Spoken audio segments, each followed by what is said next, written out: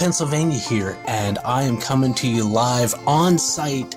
I'm going to apologize for the sound. We are actually outside along an old stretch of the Lincoln Highway, somewhere between Ligonier and Goshen, Indiana at the present.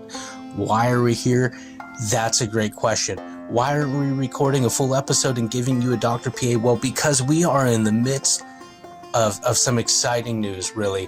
See, we are along the site of a former vegetable stand where former President Dwight D. Eisenhower is known to have visited at one point during his presidency. Now, because he was the most famous person, we are aware and have documentation of having stopped at this former vegetable stand. Well, any paranormal activity that has been documented here, we have to be able to accredit to former President and General Eisenhower, a man known for snappy jackets and not much hair. Having said that, we have interviewed some local people, an elderly woman who was actually at the vegetable stand at the time.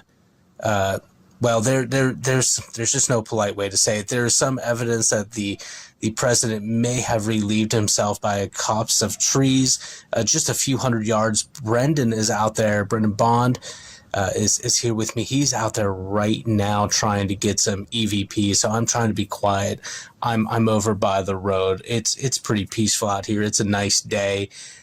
So we'll get back to you on that. But needless to say, the very essence of our former American president, Dwight D. Eisenhower, is alive and with us along an old stretch of the Lincoln Highway. Talking about other old-time things, we wanted to bring back another installment of our old original podcast, Dr. Pennsylvania. And this episode is about 10 years old now. It is episode 41, Murder Swamp. It involves Eliot Ness. It involves a still unsolved series of murders. Very interesting connection possibly to the Cleveland torso killer or Cleveland axe murderer. I get these things mixed up. Anyhow, I'm gonna give it back to Bond, and I'm gonna get quiet again, and we're gonna see if we can communicate with former President Dwight D. Eisenhower out here in northern Indiana, United States of America. Hey everyone, it's Bond here from Dr. Pennsylvania.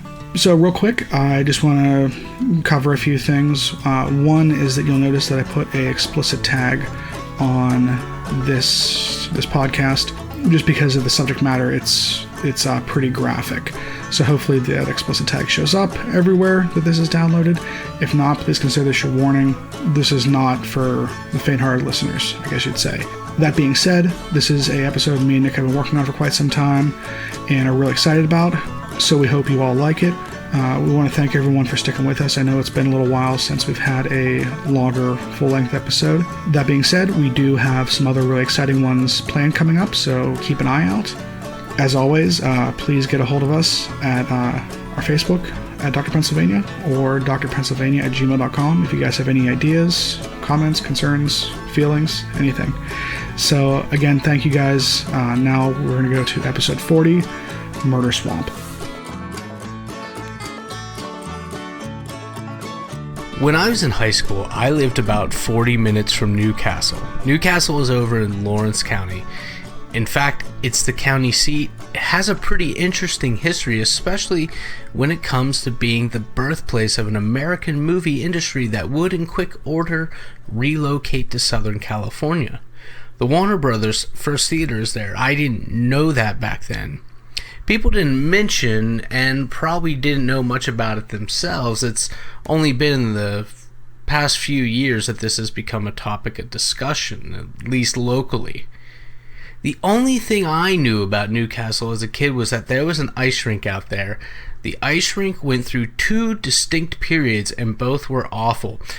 When I first started playing hockey, it was an outdoor rink with a chain link fence instead of glass, and we would try to ride opposing players' faces into the posts that held up said fence. After a while, they put a roof over the outdoor rink and tried to make it more normal. Plus, the hockey season could be more regular, as I remember a strangely warm day one February where the ice melted and the game was cancelled. Unfortunately, the architects involved had never considered proper dimensions for an adequate locker room. The locker rooms were smaller than my bedroom. This resulted in many blue fingers and toes, as most of us would have to get dressed in the car before going inside only to put on skates. I haven't been to the rink in more than a decade. I hope it's better now. Like the third time being a charm. The only other thing I knew about Newcastle was that it was a good place to dump bodies, at least if jokes are to be believed. Periodically, someone would make a joke about their victims duct tape and dumping a body in Newcastle where it would never be found again. It's an easy joke to make, especially about any town with an Italian festival. The feeling was that, with so many Italians able to move freely, there certainly must be mob activity.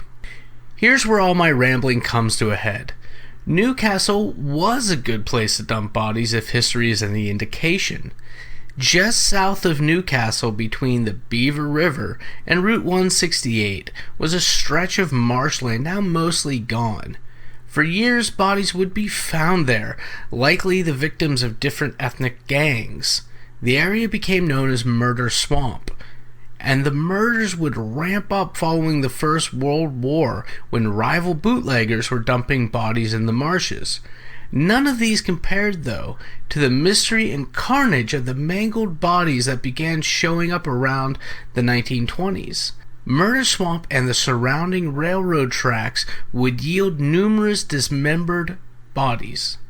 It would last through the close of 1940. Most all the victims would never be identified, and the killer disappeared like a dream upon waking, where all the dreamer could conclude from the vague bits that they could recall was that Newcastle must be a good place to dump bodies. This is the story of the Murder Swamp.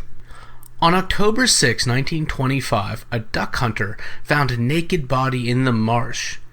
Often in the marsh, this was not the first body he had come across. This one was different in that the head had been removed. The hunter alerted the authorities and led them 2 miles through the dense terrain. The following day, the Pittsburgh Press reported, "Fail to identify body, murder is seen. The county authorities are at sea as to the identity of a headless foul play victim found in the marshes between Newcastle Junction and West Pittsburgh. The head, which had been hacked from the body, cannot be found, and all traces of the path used by the persons who carried the remains have been obliterated. It is supposed that the man or youth was killed in some place other than the marshes. At the morgue today, attendants believe the man had been dead for at least 3 weeks.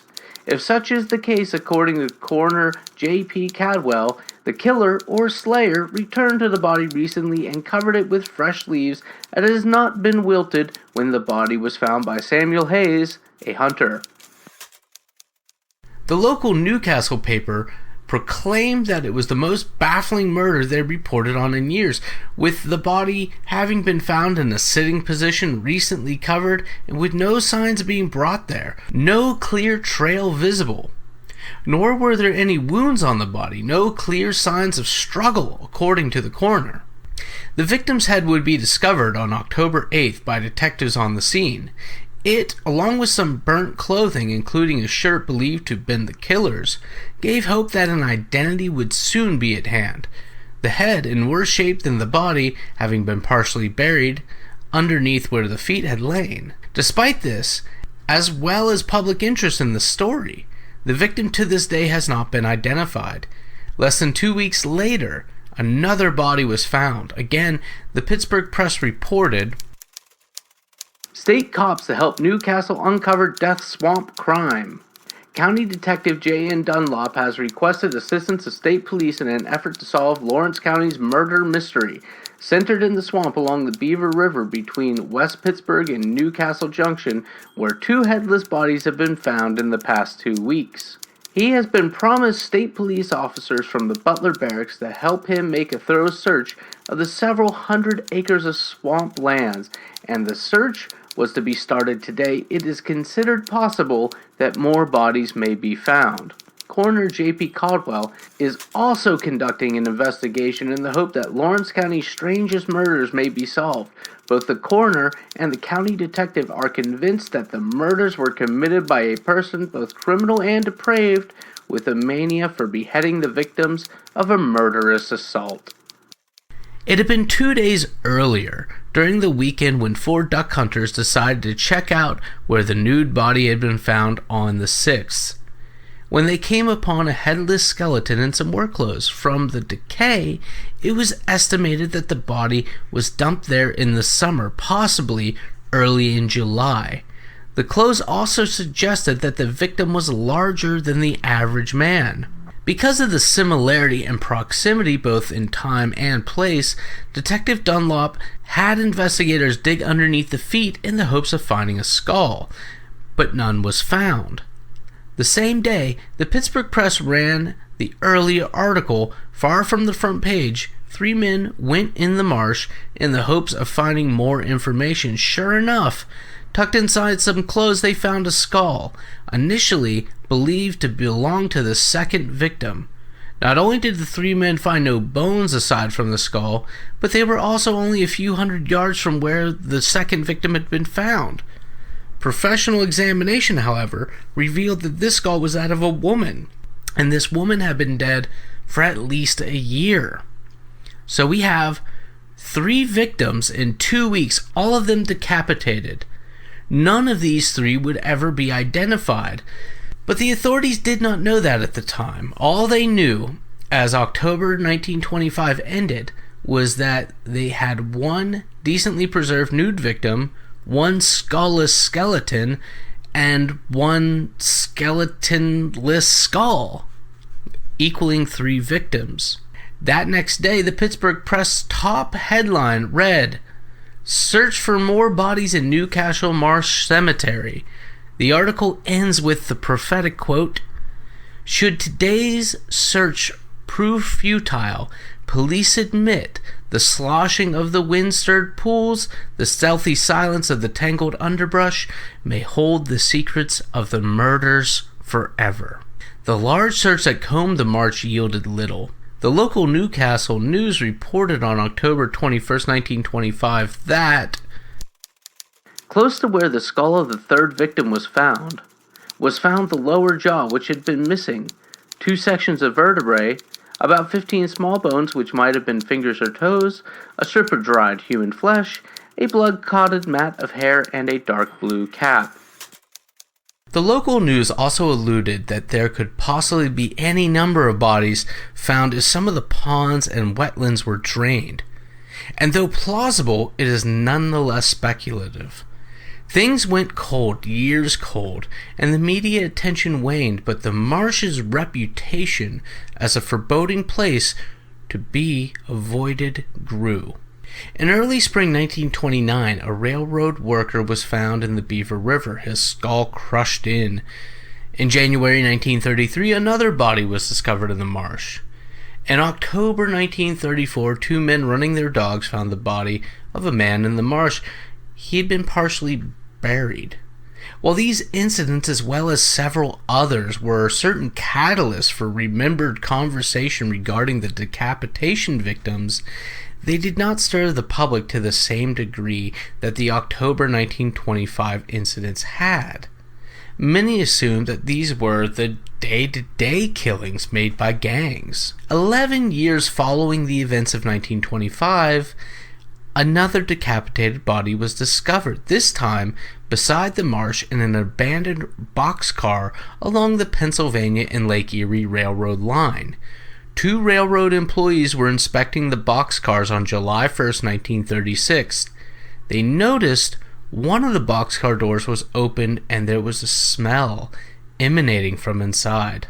Under a burlap sack was another decapitated body, badly decomposed. It is assumed that the body was placed in the hot boxcar sometime after June 10th, when the cars had last been inspected. This body, like many others, was never identified.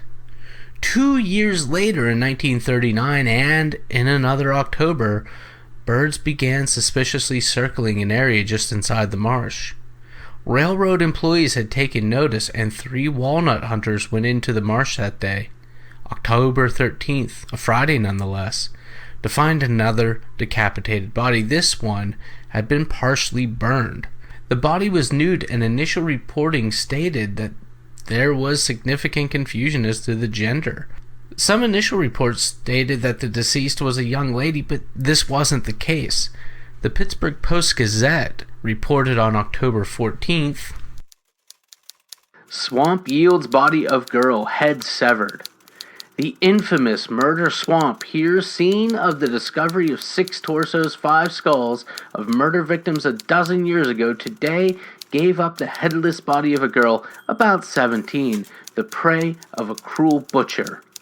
3 boys wandering through the Erie Swamp, the most desolate section in Lawrence County, stumbled upon the nude form and ran breathless a mile and a half to notify police authorities. No clue to identity.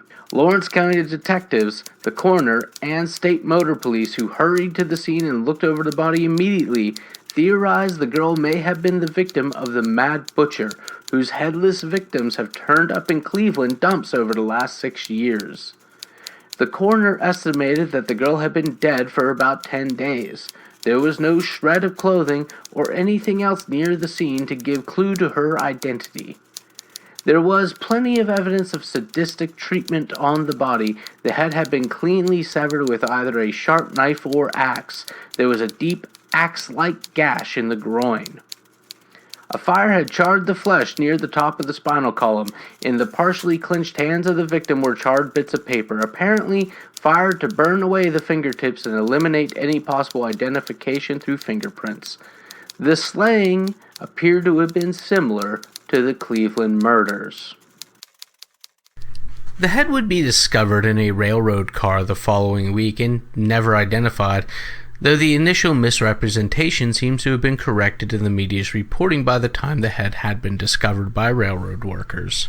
In the Post-Gazette's reporting, they brought up the Mad Butcher of Cleveland, sometimes also called the Butcher of Kingsbury Run. I may have mentioned this name earlier in the story. One of the books I read concerning these murders was James Jenin Badal's book, Hell's Wasteland, The Pennsylvania Torso Murders.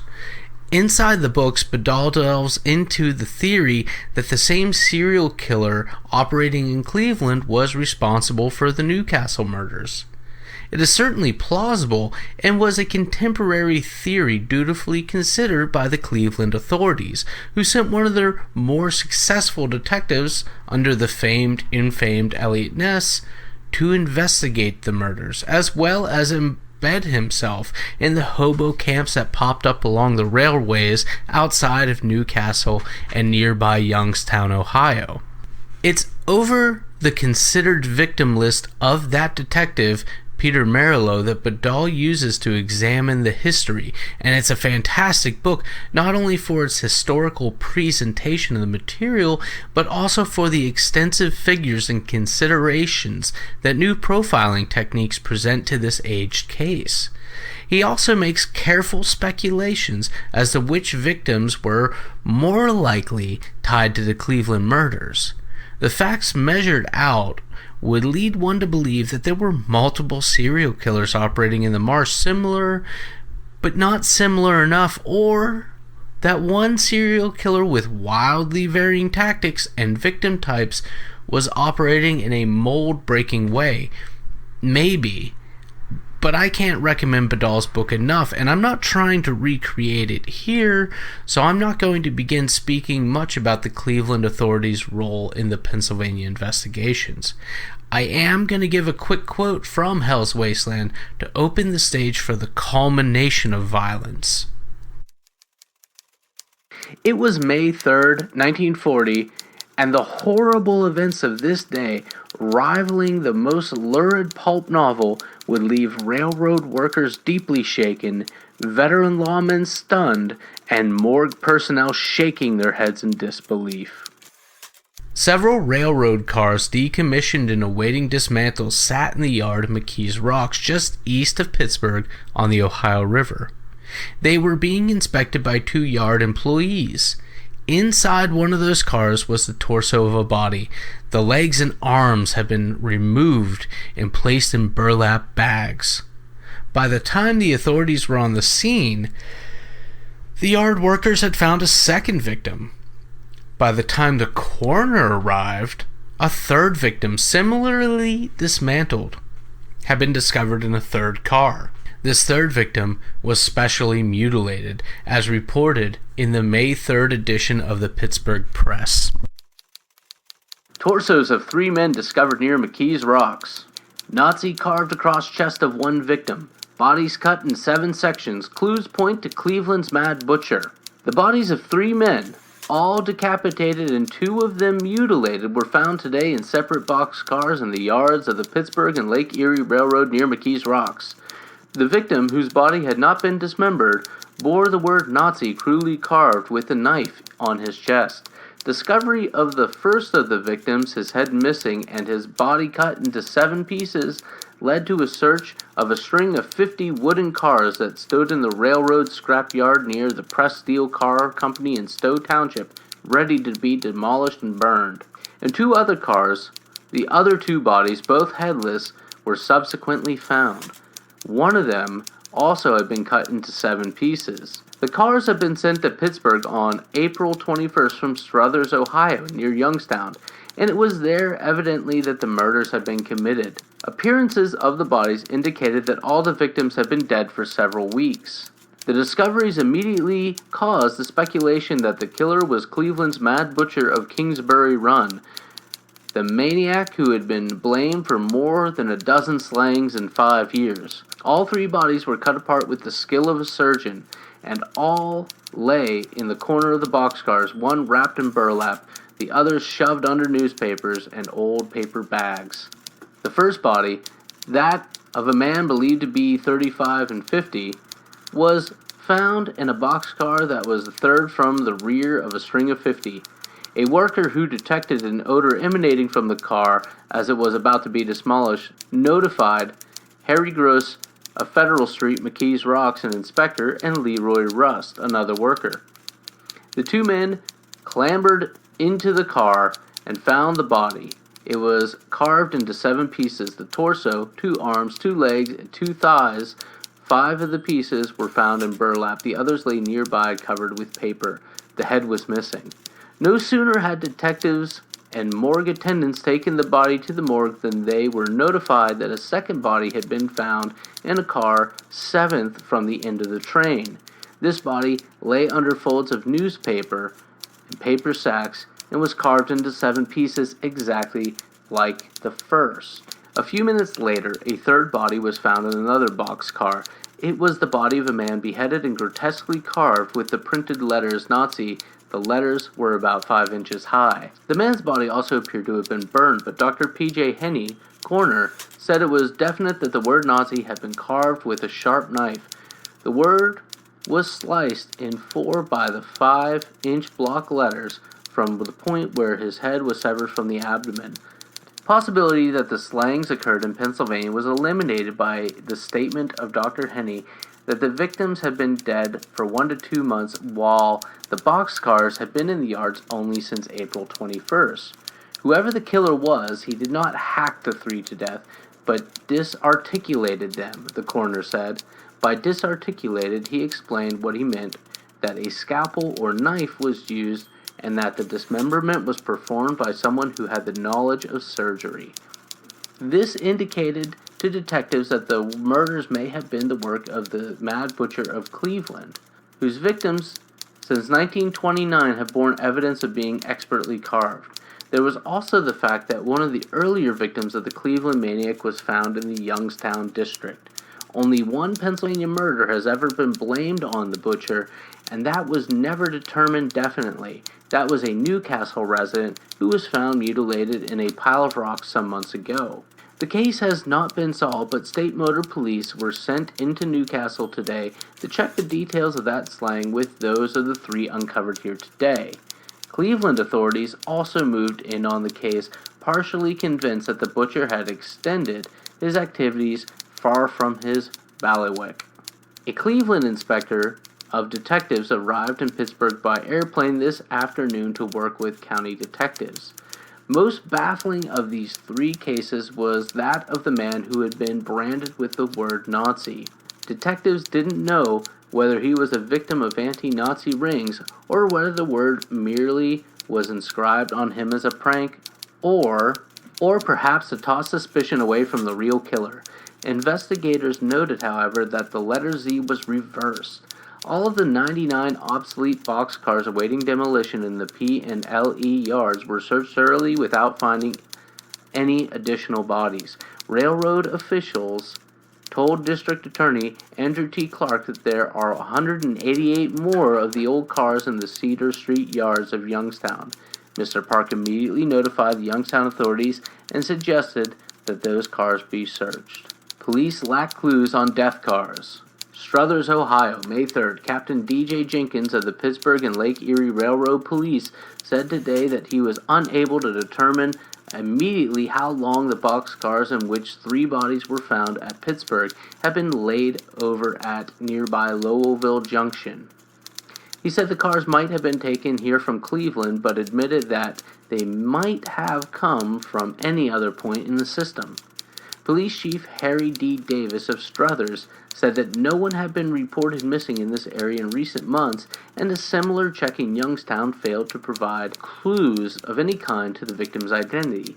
Jenkins was attempting to trace records of the movements of the boxcars before April 21st, when they were sent to Pittsburgh for repairs. The following day, the news reported that the bodies were believed to be the work of the Cleveland butcher. The authorities rode the rails in the hopes of identifying more clues. The Cleveland butcher's count, they reported at the time, was 24. They did note, though, that the carving of the word Nazi was a deviation from the butcher's practice, and they had no explanations as to why he would do something like that at this time. Over the next few days, the news in Pittsburgh slowed in their coverage of the grisly murders. News of the war in Europe and Asia, as well as a heated presidential contest, kind of pushed most other things to the wayside. More bodies would be found in the Newcastle swamp, though. Early in November, a partially skeletonized man was found covered in charred logs, suggesting strongly that the killer had tried to burn the evidence. The Pittsburgh Press covered this in their November 3rd issue, on the 4th page. Desolate murder swamp yields another skeleton. Newcastle, Pennsylvania, November 2nd. The mystery of Lawrence County's murder swamp reappeared today with the finding of a complete skeleton by a rabbit hunter in the desolate terrain bordering the Pittsburgh and Lake Erie Railroad tracks near West Pittsburgh. Mike Seaman, 29, West Pittsburgh, came upon the skull lying beside a log about 300 feet from the railroad tracks. About 45 feet from the skull, officers found the torso and leg skeleton amid a pile of logs and half-charred debris. County detectives and state motor police sought to connect the decapitation slaying with the multi-murders of Cleveland's Mad Butcher of Kingsbury Run, and with the dissection slaying of a still unidentified man at virtually the same spot a year ago. Last year's victim was found amid piles of burned debris and had been decapitated. Coroner T.F. Nugent ordered the skeleton removed to the Reynolds morgue here. After preliminary investigation, he said the skeleton probably was that of a man. He was unable to estimate how long the body had lain in the swamp, but advanced the theory that it had been in open since cold weather began. No clothing or any other identifying agents were found near the skeleton. A few strands of sandy brown hair clung to the skull, according to Nugent. He supported the Mad Butcher theory by pointing out that this victim had apparently been decapitated with a knife in the hands of a skilled person. Another supporting angle was the fact that the P&LE Railroad connects West Pittsburgh with Youngstown and Cleveland, where other victims of the butcher had been found. Youngstown also had yielded some clues. For the next few years, no more bodies are reported found in the marsh, though the number of dismembered bodies found in the region's rivers would increase. But these would not generate nearly the same coverage as the murder swamp, and following November of 1940, the story just kind of dies out. Badal in his book, Hell's Wasteland, follows up with a contemporary theory that most of the Newcastle Railroad victims were the work of the Cleveland serial killer. It is somewhat plausible a theory for at least a few of the victims. The marsh, though, had been known for years as an area where gangs dumped bodies, and with many of the latter bodies being found during the Great Depression along those rail lines and a stone's throw from the shanty towns outside of Youngstown, Ohio, and Newcastle and Pittsburgh, it was a violent era. I should go on to further point out that Badal concerns himself with a larger pool of victims, which not only includes those found in Ohio, which were obviously omitted for our story here, but also earlier ones which occurred outside of the marshes or the railroad lines, which form the eastern border of the marsh in question. Badal's victims are based not on the railways or the marsh, but on the conviction of the Lee Cleveland butcher detective, Peter Merlo, that these were all the victims of one killer. Could there have been one killer? I don't think so. Could there have been multiple serial killers? That seems plausible too, as there were a couple of bodies which the killer attempted to burn, and that differs from the others. But the point here isn't to try to debate these theories, but just to kind of document. The marsh has been mostly filled in by this point and fenced off by various private owners, including a power plant. Though I've been surprised over the past couple of years at how few people know of these murders, I know too that I'm not the first to wonder if there aren't some mysteries left buried in the area that the newspapers formerly knew as Murder Swamp.